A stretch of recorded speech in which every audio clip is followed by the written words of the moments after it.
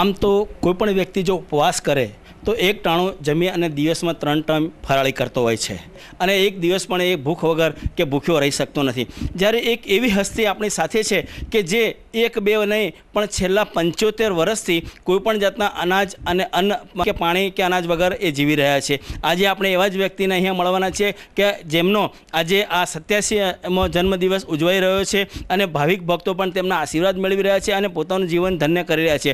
તો આજે આપણે પણ એવા જ એક આ સંતને ચુંદડીવાળા માતાજીના હુલામણા નામથી ઓળખાતા એવા એક વ્યક્તિને આજે આપણે મળીએ છીએ કે જે 75 વર્ષથી કઈ રીતે અન્ન જળ વગર રહ્યા છે, કોઈપણ જાતની પ્રક્રિયાઓ થતી નથી, કુદરતી હાજતે જતા નથી અને એ આપણી સાથે છે। તો આજે આપણે એમને મળીશું અને એમને જાણવાનો પ્રયત્ન કરીશું કે માતાજી એમનો જન્મદિવસ આજે જે ઉજવી રહ્યો છે અને છેલ્લા 75 વર્ષથી આપ અનાજ અને પ્રવાહી એટલે પાણી વગર જીવી રહ્યા છો, આનો શું તાત્પર્ય છે અને આપ આજના જન્મદિવસ પર શું કહેવા માગશો માતાજી?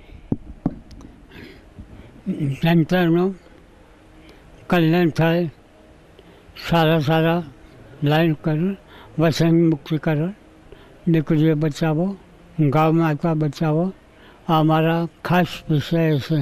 અને આ જન્મદિવસના દિવસે અમે દરેકના આશીર્વાદ આપીએ છીએ, દરેકની મનોકામના પૂરી થાય।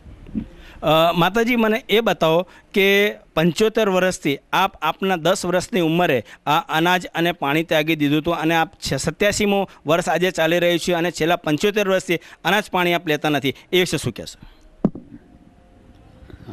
મારા કુદરતી માતાજીના આશીર્વાદ છે। હું 1000 વર્ષ તો આ શરીર જીવવા માગ્યો, જીવી શકું છું। શું 17 વર્ષ છે તો આજે કોઈ શરીરમાં કોઈ પકડે હાથ હારું છું, ફરું છું, ચાલું છું, પાત પણ ચડી શકું છું।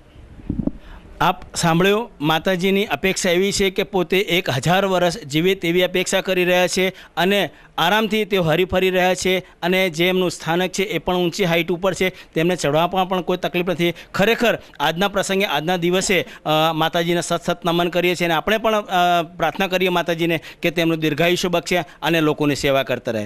Mahendra Agarwal, ETV news, Ambaji.